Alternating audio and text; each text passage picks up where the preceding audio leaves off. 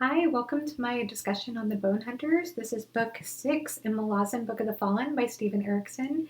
Before getting into this discussion, I feel the need to start this video, as I do every Malazan video that I have, with the disclaimer that there is no way I'm going to go over everything that happened in this book.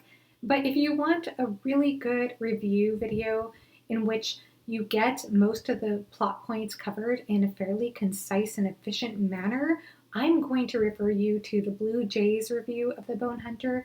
He did a fantastic job reviewing this book, and he even tied in some really good themes such as gods and faith, and even this theme of webs, which I found fascinating as we start off in the prologue with Hellion and her arachnophobia.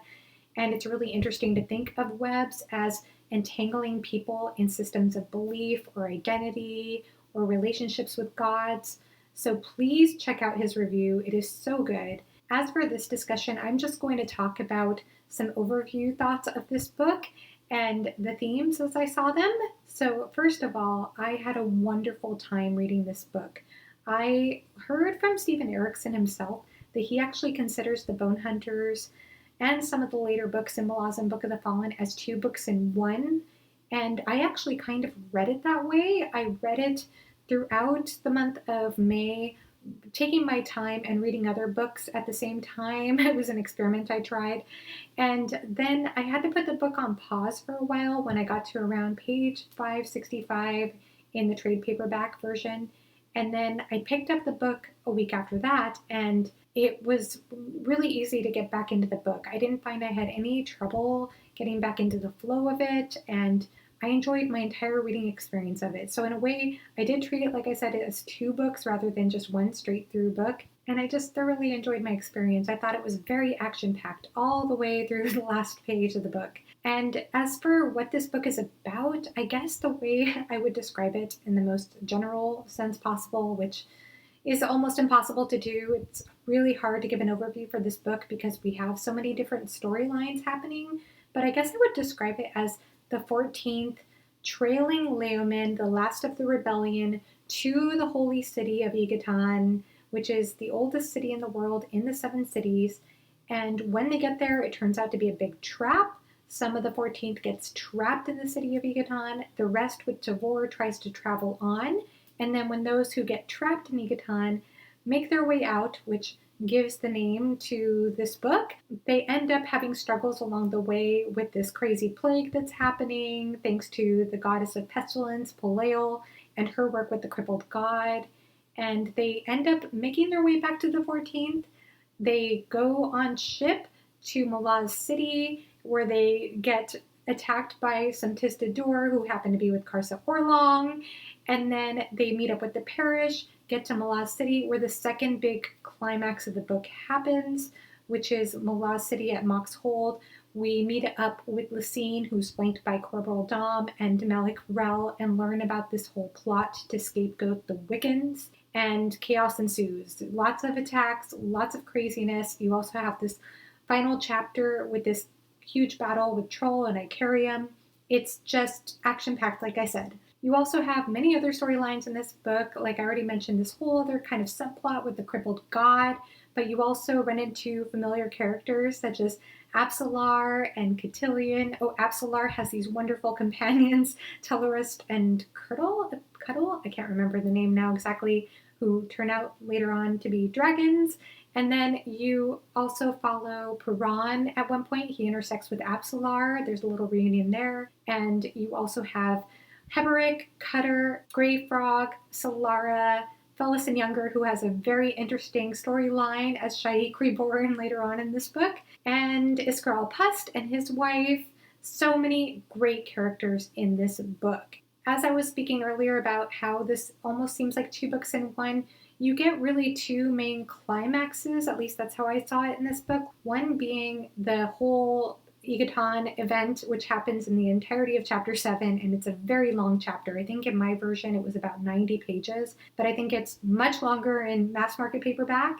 And then you also have that other climax at Mox Hold, and with the claw attack, and with other things happening after that with Troll and Icarium. But one thing I found interesting about these climaxes, and most climaxes actually in Malazan Book of the Fallen, they seem to take place in cities, and there was a really interesting part about cities explained in this book, particularly with the character Korab, who is reflecting on something that Leoman told him about cities. And I'm going to paraphrase this quote. This isn't exactly what was said, but just to give you the general idea here, he said that to wander its corridors, meaning Yucatan, which is again the oldest city in the world, and it also happens to be the birthing place of the first empire, it was to step into antiquity. So it's got a lot of history in the city. He goes on to say that cities are not born of convenience, such as merchants, markets, lords, that kind of thing, but of the need for protection. Cities were always walled. Walls were often all that remained of the oldest ones, and this is why a city would always build upon the bones of its forebearers. For this lifted its walls yet higher and made of the place more formidable protection. It was the marauding of tribes that forced the birth of cities, of the very cities capable of defying them and ultimately conquering them. Thus did civilization rise from savagery. I found this passage so fascinating for a few reasons. One, this idea that the city walls were built on the bones of the forebearers. I think when I first read that, I didn't realize that was literal. And I think as you read on into chapter 7, you find out there are quite literally bones down there. And I also thought it was interesting, though, because the idea of cities being birthed for protection rather than convenience. And I thought that was interesting because I know, like in the Industrial Revolution, for example, we see the rise of cities happening. And I know that one of the main claims of the benefit of cities was for convenience. And in this case, it sounds like Leoman is arguing that that's not the case at all. It was for protection more than anything else. And I find that interesting in this book because, as we see in chapter 7, Yucatan and the walls there, those walls aren't really used for protection in that case. It seems like the walls actually are used to weaponize the city and keep the fire in once the olive oil is set alight. So in a way, I kind of see it as the opposite effect. I see Yucatan being weaponized rather than protecting its people in it. I also found it interesting that these cities were not only born of the need for protection, but they also were birthed from the marauding of tribes. And I find that interesting because I feel like that speaks to some of the larger themes in Malazan Book of the Fallen having to do with imperialism and colonization. And this is the place where the Bonehunters are birthed and what gives the name to the book. So I find that so fascinating. So the way that I see this book is that there are two main heroes, one being Ferret Sword, who makes a very unlikable first appearance by stepping on Joyful Union. But Ferret Sword really comes through by going against Devor's orders and staying around to look for survivors in Yucatan, along with Sin, who is a very interesting magical child we will talk about later. And then the other major hero in this story is the Aerosol, who helps through timbre and bottle and just makes multiple appearances throughout this book, and also happens to be pregnant with what I'm assuming is Troll's child from House of Chains. Very fascinating character. I cannot wait to learn more about this character in future books and see the birth of this child in her. And then from there, I'm going to go ahead and go into the themes and see if I can weave in some other scenes through that and characters as well. One of the themes I hear about all the time when I hear about Bonehunters is this theme of gods and faith, which definitely comes to play a lot in this book. I mean, you definitely see a lot of relationships with gods, such as Shadow Throne, Cotillion, Hood, even the Crippled God, Palael, the Queen of Dreams. Many gods at play here. A lot of questions about what's happening behind the scenes with gods, too. And I also want to touch, though, on a related theme to gods or faith in gods, and that is one of leadership. And I feel like the theme of leadership, anytime you bring up a theme in Malazan, it seems like it's been there all along, and leadership is no exception to that. But I found it interesting in this book, especially when it came to Tavor, because I know she's been sort of a questionable character for many books now, but I did question her quite a bit in this book. Like, was that the right decision to leave the people behind in Yucatan and travel on. That seemed kind of like a complicated choice there. But also Leoman and Korab, there was obviously an interesting relationship there regarding leadership and loyalty, and Korab seeing Leoman as the perfect leader at the beginning of the book and then sort of changing his mind about that. And I want to get into that too. But also in regards to leaders, I also had to bring up the rat that Bottle used to get through Yucatan. And I thought that was so fascinating to me because they didn't have a leader. Tavor had moved on without them, like I mentioned, and they relied on Bottle using this rat. But there were some interesting ideas in this part of the book regarding rats. Rats will flee even when there's nowhere to go, and that rats have this strange web, again, that web idea, of trust tangled with suspicion, fear with curiosity, need with loyalty. And the idea that rats, they maybe can see in the dark, but maybe not, but they're relying on this particular rat that Bottle is following. And I found it so fascinating because, like I said, they're kind of in the dark. They're groping in the dark. They're relying on a rat that they don't know, and they don't know that the rat can figure this all out. But I feel like the reflection on rats that happens there kind of reflects what's going on with them, having to rely on each other, having to work together and kind of grope in the dark together. And I also find it interesting that in that journey that we see the birth of the Bonehunters, and we see the birth of the Bonehunters almost through a bridge burner mentality, the first in, last out, because the whole idea of blowing back the fire and charging straight into Yucatan is kind of like the first in idea of the bridge burners, and then the last out too, because you do have Strings Fiddler there with them, and he chooses to be the last one to leave.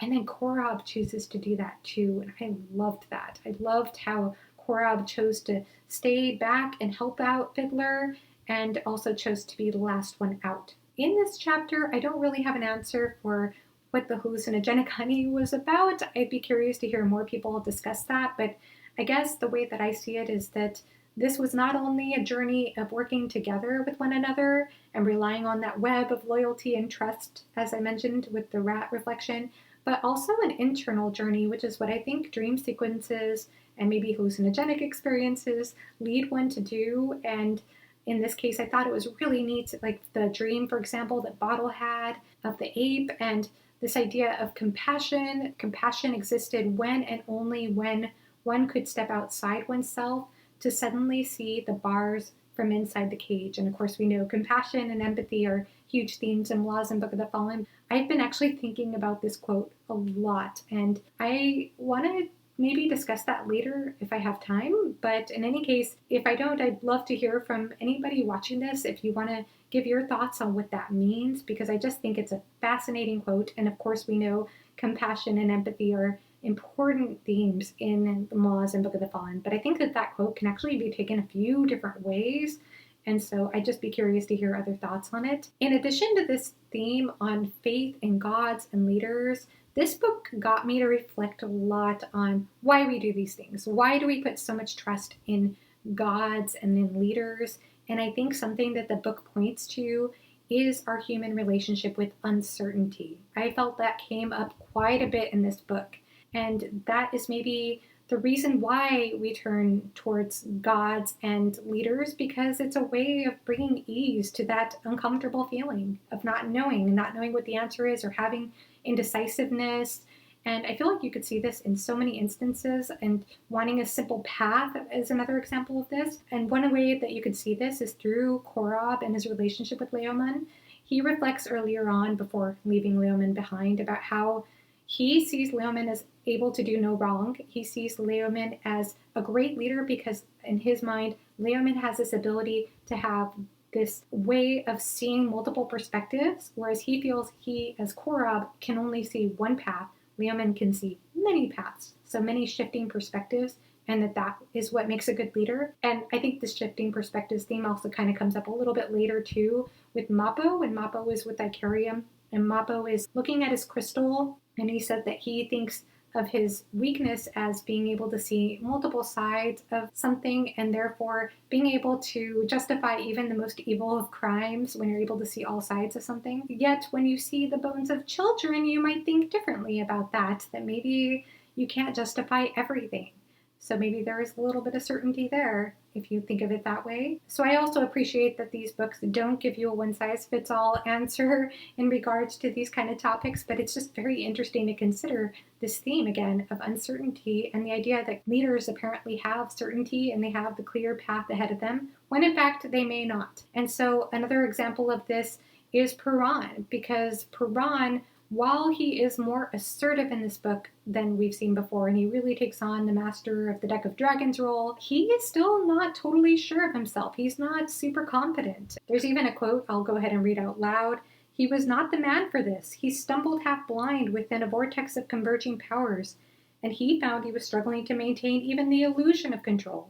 So even Puran doesn't have all the answers. He's not comfortable. He even seems to have some imposter syndrome. Even when he's promoted to High Fist later on after Dujek One Arm dies, he doesn't feel he earned that position. He thinks that Dujek probably altered the logs for political reasons for the Ganos name, but he didn't like that. He didn't feel comfortable with that. So I think it's important to see that maybe these leaders don't have all of the answers, or even these gods don't have all of the answers. Another leader that maybe was uncertain was Tavor. She seemed very uncomfortable and uncertain to me throughout this book.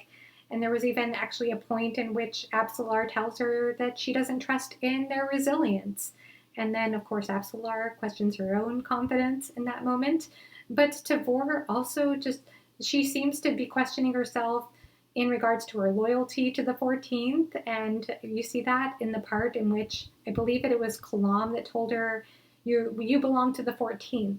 And she shows dismay in her expression and doesn't say anything. So there was a question about whether she returns that loyalty. And then a couple of other characters who were also indecisive were Kalam and Quickben. And they couldn't figure out, one, whether to trust Tavor, but also whether to trust each other. And it was interesting because there was that one part where Quickben says to Kalam that they aren't going to know the answer until they decide. So that's another aspect of uncertainty, that one is maybe it's not bad to be uncertain, but you still have to decide. You still have to make a decision. Sometimes you have to make a decision at the risk of being wrong. You can't just stay paralyzed by uncertainty and indecision. Another couple of people who have to make some difficult decisions in this book are Lystara and Pearl.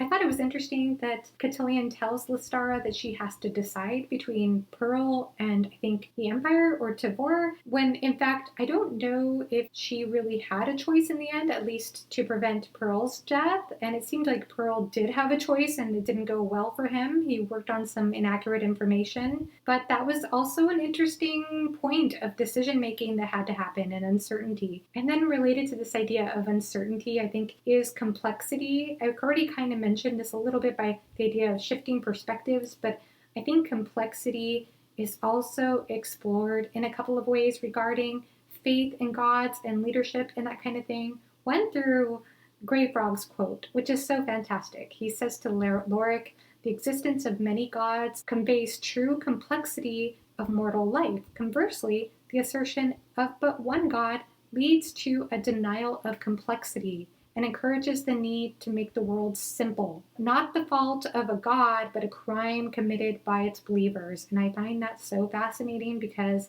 the idea that if you have this sort of one kind of path that you're not able to look at any kind of complexity at all, that could be a very dangerous thing. And related to that quote is one that Solara says to Cutter, and that is, or she's thinking it actually, she doesn't say it out loud, "We are contrary creatures as humans, but that isn't something we need to be afraid of or even much troubled by. And if you make a list of those people who worship consistency, you'll find they're one and all tyrants or would-be tyrants, ruling over thousands or over a husband or a wife or some cowering child.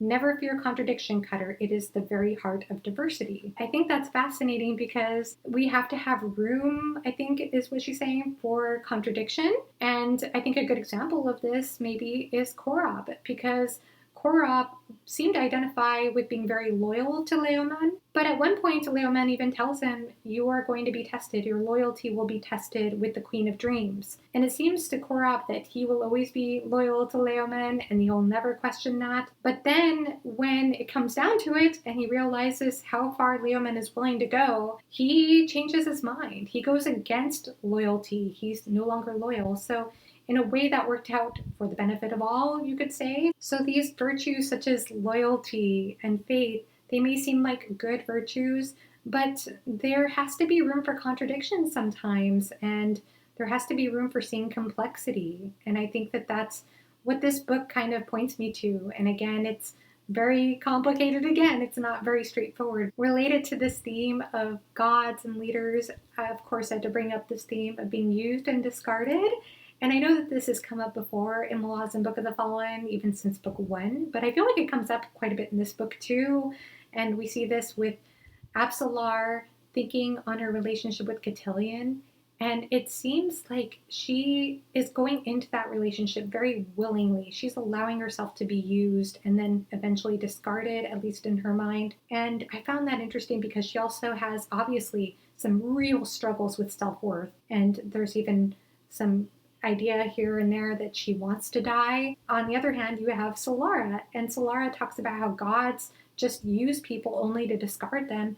And she wants none of that because she feels like she's been used so much in her life. So she doesn't want to have to go through that again. She doesn't want to feel used again. And then another person, I think, is Icarium. It seems as though Tarlok Veed is using Icarium as the whetstone for the Grawl. Of course, you see that he's wavering a little bit towards the end. I'm interested to see where that storyline goes. And then lastly, in reference to using and discarding, I couldn't help but think of Tavor because I was nervous throughout this book that she was just going to use the 14th and the Wiccans to discard them in the end. And unfortunately, it seems like she did not make that choice, but I was worried it was going that direction. Now I want to turn a little more towards the Bonehunters again, and I thought that the Bonehunters, not only what they went through in Egoton, but also what they went through after Egoton was so interesting because I think that we have this idea in our society, at least I've heard it, that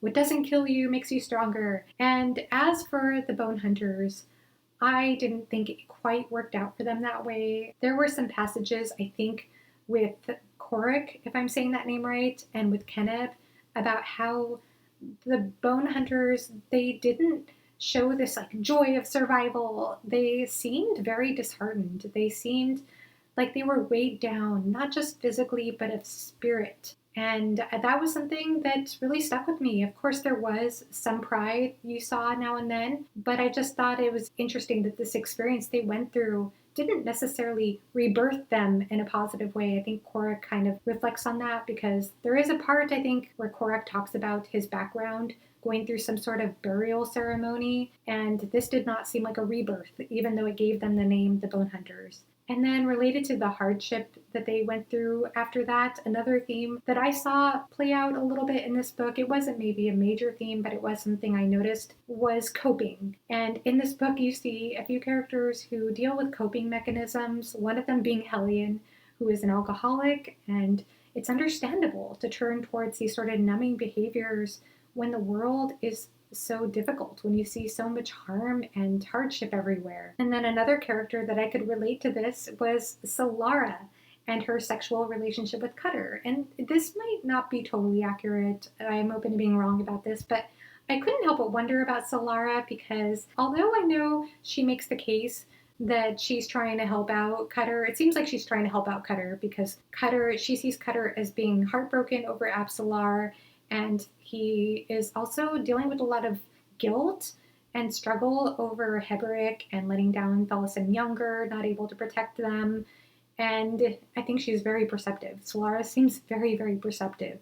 At the same time, I did question whether she was also using Cutter as a means to work through some of the difficult things she was going through. She seemed very firm in her decision not to have that child to leave behind her daughter, and I appreciated that perspective so much. I love the way that motherhood is explored in a very complex way in this series, but I did think that she might have been struggling a little more than she wanted to even admit to herself. I mean, I could be wrong about that, and it's possible too that she's very attached to Cutter more than she realizes too. Again, I think of Solara as being very perceptive, but I also wonder if there are things about herself that she's not quite noticing. Not to say that she wasn't right or firm in her decision to leave her daughter behind, but just whether there were other kind of things going on or attachments going on that she wasn't quite looking at with full clarity. And then lastly, with coping mechanisms, I have to bring up Masanghalani and the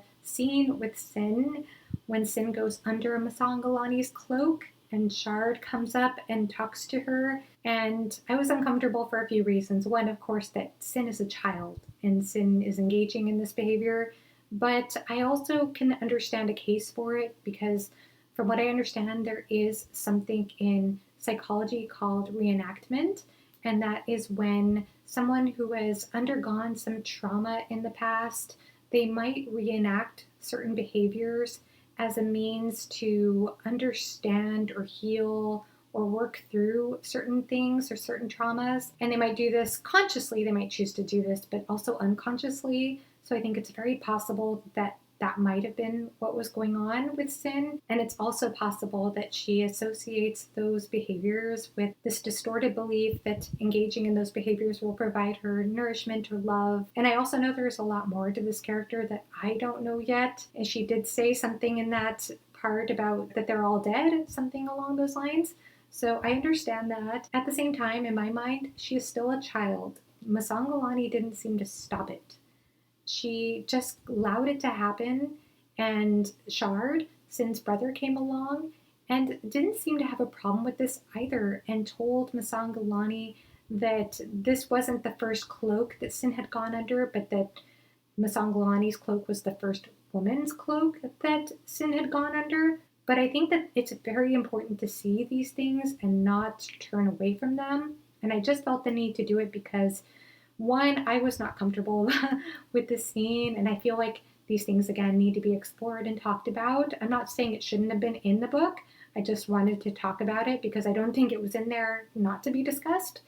And two, it also goes along with this theme of coping mechanisms. As Masanghalani herself says, we all cope in our own ways. That about wraps up how I saw the themes in this book, and I didn't talk about so many things as always. One of my favorite parts in this book, I should mention, was Fiddler's song towards the end. I found that so powerful. That whole entire sequence was incredible. In any case, I loved this book. This series is going so well for me so far, even though there's so much I don't understand. And I've gotten to the point where I can't even rank these books anymore. Each one just has such a special place in my heart. And I am so excited to read on. I'm hoping to read Reaper's Gale later this summer. Please let me know your thoughts on anything I shared in this video. I would love to hear from you. And thank you so much if you watched this entire video. Have a great rest of your day. Goodbye.